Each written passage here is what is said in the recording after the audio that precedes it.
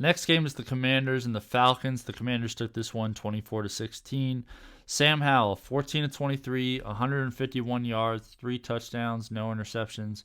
We love the touchdowns, but everything else is concerning. The low completion percentage, the low yards, no picks is obviously awesome, but this is somebody you don't want to rely on week to week to be your starting fantasy quarterback.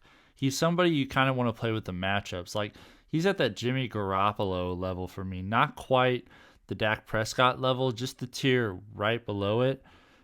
You can do better. I'm sure in most leagues there's somebody better on your waiver wire, but you can do worse, just not significantly worse in my opinion. Brian Robinson led the way for all rushers. The Falcons have a really good running defense, so not a whole lot here for the rushers. 10 carries, 31 yards for Robinson. Chris Rodriguez, though, out carrying Antonio Gibson is definitely noteworthy. 4 carries, 23 yards for him. Gibson had 3 carries for 15. Sam Howell had 4 carries for 3. And Curtis Samuel had a carry for 0 yards. So Antonio Gibson is a clear drop if you haven't dropped him already. And keep an eye on Chris Rodriguez taking more carries from him too. That's definitely something we want to note in case Brian Robinson goes out. Terry McLaurin surprisingly had a really good day with A.J. Terrell's shadow. 6 catches, 81 yards on 11 targets. Really impressive stuff. He, on the other hand, is absolutely someone you should consider starting week to week. And Curtis Samuel, giving us really good value. 4 catches, 42 yards, and a touchdown for him. This is just what he's been doing every week, like getting you like double-digit fantasy points. He's a really solid start right now. And Brian Robinson, 2 catches, 25 yards, and the receiving touchdown really helped his day there. Logan Thomas, just the 1 catch for 2 yards. Disappointing stuff from him. He is, I hesitate to say a clear drop because tight end is just so miserable. But I'm sure they're like in a 10-team league or a 12-team league, there are people just as good as Logan Thomas on your wire. And Antonio Gibson just had the 1 catch for 1 yard, but it did go for a touchdown. So that's good stuff there. And Jahan Dotson did not haul in his only target. Really disappointing there. And De'Ami Brown did not haul in his only target. For the Falcons, Desmond Ridder was 28-47, 307 yards, 2 touchdowns, 3 interceptions. A busy day for him, but not a particularly good day. It might be Taylor Heineke time here soon, but the rushing offense did not really produce as we have become accustomed to. 13 carries for 51 yards for Tyler Allgeier. He was the leading rusher.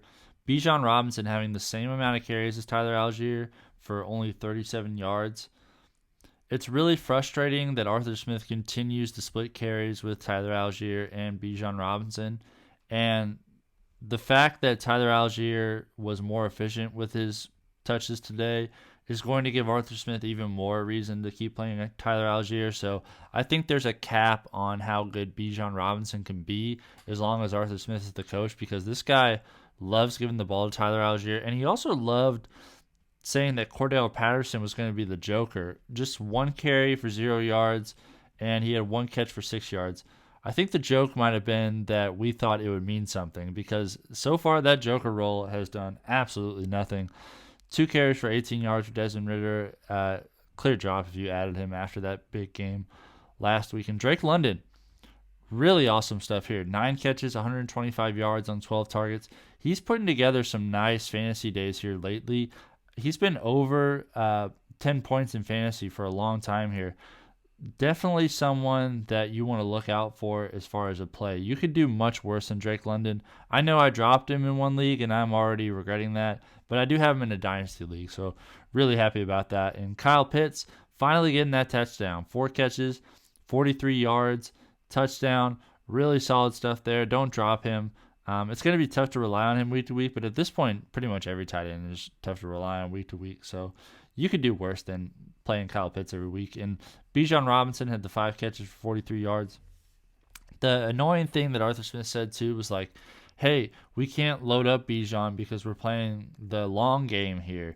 We need to make sure Bijan's healthy at the end of the year. But like, if you're not playing the short game, you're going to lose to the Commanders. Like, you got to play Bijan Robinson more. He got a lot of catches here, but this whole split and carry Tyler Allgeier thing is really frustrating. And Matt Collins, 3 catches for 41 yards for him. Jonnu Smith, very similar stat line to Kyle Pitts, 4 catches, 36 yards, and a touchdown.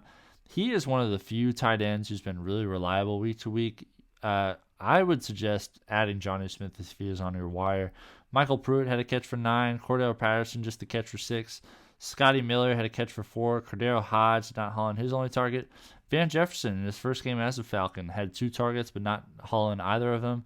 And Tyler Allgeier did not haul in his only target.